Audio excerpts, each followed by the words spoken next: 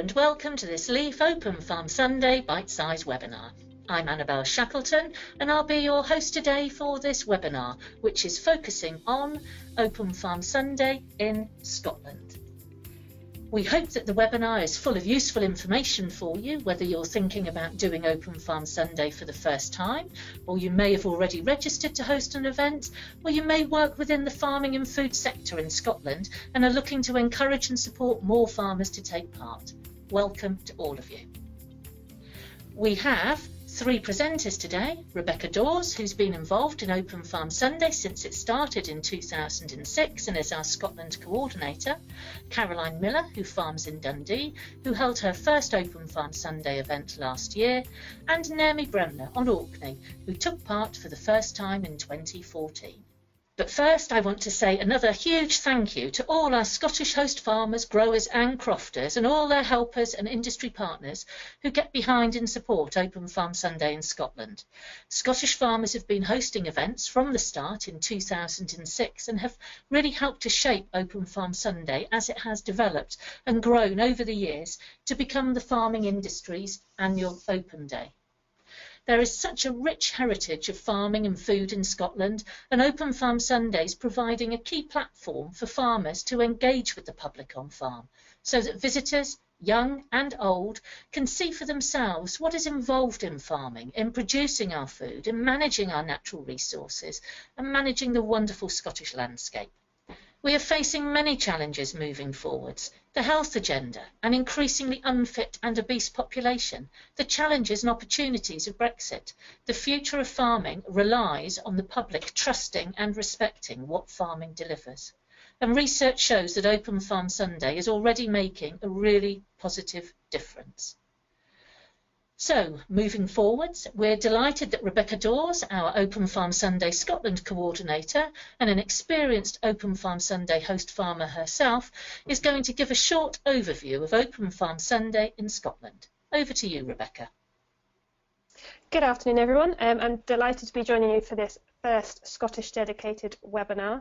I, like many of you, are extremely passionate about Open Farm Sunday. I truly believe that as farmers, we have a very crucial role to play in educating the general public about the work that we do all year round. By allowing them to relate to our everyday activities, we can gain their support and hopefully more engagement, whether it's the eggs that they eat for their breakfast, the soap maybe in their showers, or even the woolen jumper that they might wear to work. I've been your Scottish coordinator since 2014. And as a family, we've organised Open Farm Sunday events ranging from a few hundred people to several thousand. This will be our 10th coming in June 2017. We run a beef and sheep unit here at Kinrossshire. Previous to that, we ran a farm shop and butchery in England on a mixed farming unit there. So I've got a very wide range of knowledge and skills within Scotland, which hopefully gives me some support for you moving forward. So I'll shortly be taking you through some ideas for Scotland, but let's talk about the background first. On the next slide, you'll see over the last 3 years we've been working to build relationships with partners who are based in or solely in Scotland. Quality Meat Scotland, NFU Scotland, the Young Farmers Organisation and RET have all been very active in helping us to raise awareness and encourage more farmers to open their gates. Jane Craig in Marketing has signed up this year to support the campaign through my role, and we're now actively looking for other partners who will support us in Scotland. We also acknowledge the core sponsors, which you see at the bottom of that slide, who are help to fund the Open Farm Sunday across the UK. So on this next slide, here is a graph that shows you the farms that have taken part in Scotland and their collective visitor numbers. As you can see, we have had a significant increase since 2013. But there is still room for more farms to open. Host farmers get involved for a wide range of reasons. 71% of our land is in agricultural holding, which we'll see on the next slide, and it equates to about 52,303 holdings in Scotland. So we very much hope we can get some more farms signed up this year. The map that you see on the right, indicating Scotland, indicates a wide, diverse range of different farming practices, giving us lots of opportunity here in Scotland. And on the following slide, you'll see an indication of the farms that have opened over the last 3 years. Whilst we have a good spread, we are still missing a number of areas, and we all know the distances in Scotland are quite wide, and as such, one dock could be miles away from another unit. So we would really like to see more farms opening this year and in future years. Which leads me to the question, why should you get involved in Open Farm Sunday? This is about sustaining the future of agriculture, generating opportunities for those who wish to come into the sector and allowing the public an opportunity to ask questions that they may not normally get the chance to. We need them to value our work if they don't already. And if you're running an agri-tourism business, something with diversification on farm, it's a great opportunity to increase sales on the day and generate new custom for the future. But I want to dispel some myths before we go any further. Any size and type of farm can take part. They're valued and of interest. You don't need to run a diversification business, and you don't need to add new activities. Visitors like to see what you're doing on an everyday basis. You can define the visitor numbers by doing invite only or visitor restrictions, so there is plenty of ways to manage your day. The day does need to be interesting, amusing and relevant, but that comes with every day on a normal farm. Participation is particularly important, and as you will see from the next slide, visitors remember 90% of what they see and do, so make it interactive. Attention spans are normally maximum of 20 minutes for an adult, so a 15-minute farm walk is more than sufficient. Now, one of the great things about Open Farm Sunday is all the fantastic support that we get, whether it's the resources that you can get through Leaf for before, after and during the event, posters, leaflets, banners, quizzes, handouts for the day, stickers or badges. There's also resources specific to Scotland. Quality Meat Scotland produce a range of materials that you can order through myself, and people like Rhett are willing to support if you want an on-farm school day. Additionally, I've always found people like the British Wool Marketing Board have fantastic resources that you can get free of charge and are very, very supportive of your day. And don't forget to ask your business contacts, your machinery dealers, seed suppliers, feed companies, they all like to get involved. We have a new private Facebook group where you can ask questions and share ideas. And of course, I'm always on hand if you need to email or pick up the phone just to run through some ideas. Today's webinar is one of a series, so there's plenty of other webinars to listen to on the website, so do take a listen. Finally, and before we come to the end, we just wanted to talk about a few ideas that have taken place in Scotland over the last 3 to 4 years. They're very simple and easy to incorporate into your day, so they're listed here on this screen. One that stands out is the church congregation, in which a farmer invited the church group back to the farm after the service, defining the numbers and keeping it quite small. There are many options that you can take on board. Now, a key part to Open Farm Sunday is the whole PR and media campaign, which extends the reach and impact of Open Farm Sunday. It raises the whole profile of the sector, and the slide here shows just some of the channels which Open Farm Sunday get coverage in the run-up to the big day. We are talking Scotland specific here today, so as part of my role, we are helping to secure more coverage in the Scottish media channels. So if you're interested in a case study or having any interesting stories that you'd be happy for us to put forward to the media, please do get in touch. And lastly, but probably most important, remember to keep it personal. It's your story they want to hear about, and the everyday activities that you do, and we may think are mundane, such as walking our fields or feeding our livestock, are extremely exciting to our visitors. Fantastic. Thank you very much indeed there, Rebecca. Lots of words of advice, and thank you for all your help and support promoting Open Farm Sunday in Scotland. Right, so next we're heading over to Dundee to Caroline Millar, who's going to talk through her first Open Farm Sunday event. My name's Caroline Millar, and my husband Ross and I, we farm at Schoolhouse in Angus, just outside the city of Dundee. There we have a mixed farm. We have 80 breeding cows, and we have about 250 breeding ewes, and we grow malt and barley.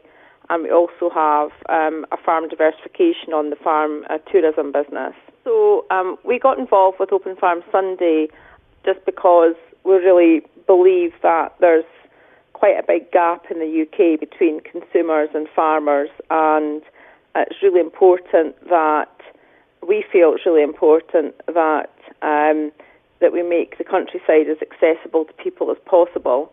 and we're able to let people know about how their food's produced. So we have to take the initiative as farmers to bring people onto farms when we can, and Open Farm Sundays are a really good way of doing that. When people had been round the farm, they went to a lot of different stations, so they got a map and they sort of followed a route round, and there was various experts at each station who were able to tell them about a different part of the farm. And once they'd finished that, they were able to come back, and we had the local butchers that we worked with, and they had a barbecue, and we were fortunate that it was a beautiful day because people sat outside and had lunch and stayed for quite a while.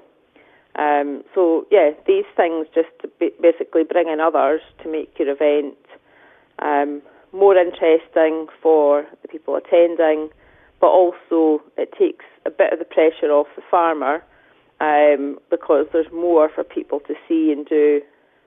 Yeah, I would say if you're thinking about undertaking Open Farm Sunday, the event can be as big or as small as you like. So if you're worried that you're going to put something on and, 1,000 people are going to turn up, but you only, have the capability to host 100, then use something like Eventbrite, which is a free event IT system, which you can set the number of tickets to 100 people. If all you want to do is run a smaller event or do a farm walk for 30 people, you can do that. You don't have to start big.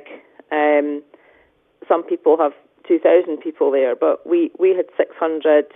We set time slots for people to come, so not everybody was arriving at one time, and we used Eventbrite just to allow people to book tickets, and that worked really, really well. So, I would say just kind of go for it, but you can go for it in a small way if you don't want to go big the first time. Thank you very much, Caroline, for sharing your experience of hosting your first Open Farm Sunday event last year. That's absolutely fantastic, a huge success. So next we're heading north to the islands of Orkney, to Naomi Bremner, who's going to be talking about how she organises her Open Farm Sunday event on Orkney. Well, we've been farming water buffalo up here in Orkney since 2013. We've got around 120 acre farm now, and we farm 50 breeding cows of water buffalo for meat, and also have some lovely woolly pigs and some Jacob sheep. We took part in our first Open Farm Sunday event back in 2014, and I just happened across it on, I think it was Twitter, and just followed the link and kind of thought that would kind of suit us well in terms of just giving people the opportunity to come and meet the water buffalo, which was obviously a bit different to the standard agricultural enterprises here in Orkney. So I thought it would be a good chance to organise something that people could come along and meet them. Even in an area such as Orkney, which is, I guess, kind of traditionally agricultural, I think I'm always surprised by the number of people that perhaps live in the towns but don't actually get out into the countryside and see animals up close and just get out and have that experience. So I think enabling or giving people the prompt of an event to come along and see about how food's produced, how farms work, and just to experience that, I think is really good, because I think even somewhere like here, I'm always surprised at the number of people that don't get out into the countryside. I think the main thing, certainly that first year, the main thing was actually for people to come and get up close and meet these strange beasts with big horns that we have. So we set up a lot of kind of pens that people could get up really close to all of the animals. And I think something that worked well, we had created an awful lot of interpretation information boards on all of the different pens, saying what was in the pen and talking about characteristics, if it was the bull or if it was some of the young animals and things like that. So I think that worked well because we had quite a lot of people that came along, and obviously you can't speak to all of them all of the time. Yeah. So I think that was a good thing, having all that information that people could kind of guide themselves around the different pens and find out about what they were seeing. We served burgers, sausages, and things like that, and also had meat available for people to buy to take away with them. And I think the first time round back in 2014, we weren't sure how that would kind of work in terms of having on the hoof so close to in the bun, if that makes sense. But we've certainly found that I think people appreciate seeing the farming side of things and seeing how we're farming the animals. But also then, I guess, the kind of quality product that you get on the back of it. So I think our fears were allayed in terms of it was fine to have those two aspects so close together. The main thing was really I set up a Facebook event. We have our own Facebook page that we use for kind of keeping people up to date with what's happening on the farm, what we're up to, I guess what happens in the different seasons, but also in terms of promoting the meat that we have available. So I created a Facebook event and obviously shared that to Twitter and Instagram as well. And I guess we could kind of keep up to date with who was coming along. So we had some craft producers came along and had their products available for people to look at and buy as well. But also we're able to highlight the activities that would be available on the day and what people could see and do. And from that event, you then get people kind of signing up, either interested in the event or to come along to the event. And then because they're signed up, they kind of get the updates as we feed them through. And it also means they then share it, and they share it with their friends, and it just kind of spirals.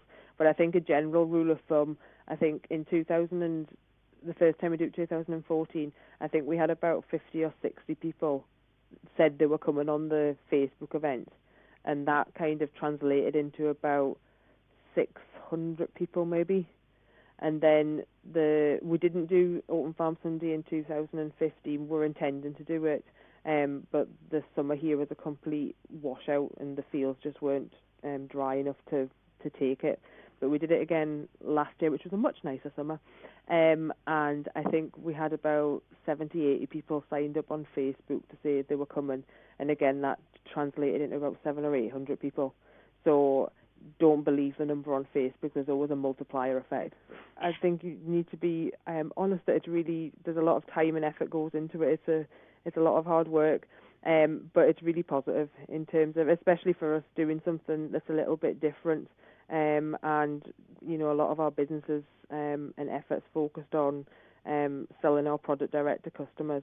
So building up that opportunity to kind of interact with our customers and our potential customers was really positive for us in terms of raising awareness of what we were doing. Fantastic. Thank you very much indeed, Naomi. Great. So now we've come to our question time. So, Rebecca, our first question, and thinking about the Open Farm Sunday event that your family organise, how many different people from the industry do you get involved, and who comes along to help you deliver your Open Farm Sunday event? So we're great believers here that we try and incorporate as many different partners as possible, because it takes the pressure off of us as a farming family, but also it means the public have enough people to ask questions to. So we invite the local neighbours. We've got a farmer across from us who brings his sheepdogs down to do some sheepdog demonstrations. We have a neighbour who, we have a glass milking cow that we hire or borrow from a local RET group, and that comes in and a farmer talks about the milking process, because we are not a dairy farm, but we choose to want to promote that. We also use the day, we have to shear our sheep anyway, so we get the shearing contractors in on that day, so that process is taking place in the background. It's a process we'd be doing in normal circumstances, it just happens to be on the same day. And then we get people like the QMS ambassadors involved, or we might invite a local community group to come up and raise funds on the day. We get the local young farmers to come in and maybe help manage the gate. The more people that we can get involved, we feel it makes it more of a community spirit, and it goes back to what I said at the beginning, that there are more people for the public to ask questions to, which is fundamentally what Open Farm Sunday is about for us. Fantastic, thank you. And the Naomi and Caroline's Open Farm Sunday events and yours are quite large ones, attracting several hundred people. But as you said in your presentation, you can host a very small event, and we are encouraging more people to host small events. Can you think of some other examples and different ways that people do that, and give some farmers some words of advice? Yeah, no, I strongly believe that actually if you've not done it before, or even if you have and you want to control the numbers, a small event can be as successful as the large ones. It's not about numbers, it's about the interaction. There is one particular farm that last year did a beer and walk, I think. You'll correct me if I'm wrong, Annabelle. Poem and pint. Poem and pint, that's it, which was a really nice way of doing it. You had your poem, and it was a farm incorporated into the farm walk, and then when you finished, you, I believe, got a drink and maybe a little bit of food. They had it pre-booking. There was only so many people that could come. The church congregation one I mentioned earlier is a similar scenario. When we did our first Open Farm Sunday back 9 years ago, we only had 60 people on our first day, and we only opened the farm for 2 hours. It can be managed, and Caroline was quite right when she said that you can use tools such as Eventbrite to do that.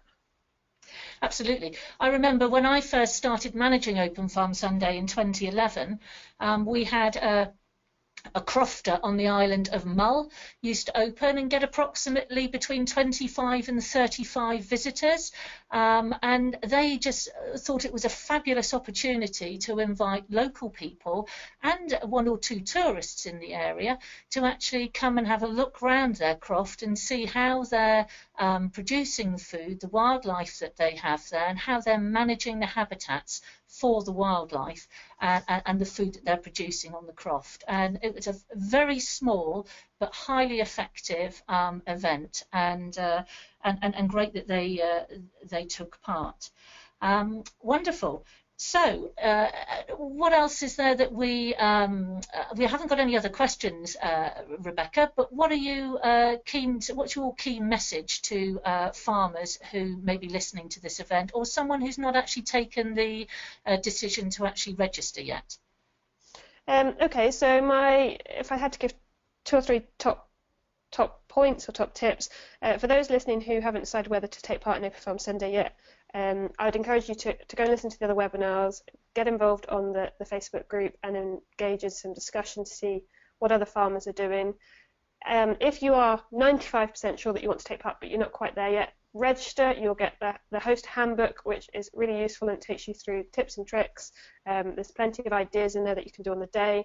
And if it gets to 2 weeks before the event and you're thinking, oh, I really can't, I can't pull this off, or I don't want to take part, you never ever are committed to 100% taking part until, if you need to pull out, you can, basically. Not that we would encourage you to, we'd like you to take part. I'd also say, do try and make use of the resources around you. It goes back to what I said, it is not about putting lots of additional activities on your farm. A farm walk can be as successful as just watching somebody do some sheep shearing or go for a walk through your crops. I know there's a Pick Your Own towards Aberdeen. They make use of the fruits that they've got. It really is about what you've got at home on the family farm or the business farm. It's not about adding extra activities. And if in doubt, pick up the phone. Annabelle and I are both here to answer your questions, and we're more than happy to do so. Thank you. Do you know what? You're absolutely right there. The things that farmers are everyday activities to them are a whole new world to people who haven't been on a farm before. And just to give everyone listening some idea of the statistics, 20% of, so that's a fifth of the visitors to Open Farm Sunday events last year had never actually been on a farm before. So what's every day to you is absolutely fascinating to visitors, and so please, we would encourage you to take part and host an event. So thank you very much indeed there, Rebecca. There's a couple of things that I always have to remind everybody about Open Farm Sunday, that there are a few essentials to think of. Please make sure that you register your event at farmsunday.org. You must inform your insurance company. There are several insurance companies who don't charge a premium for this, such as NFU Mutual. Don't forget that you may need some licenses if you're going for a larger event.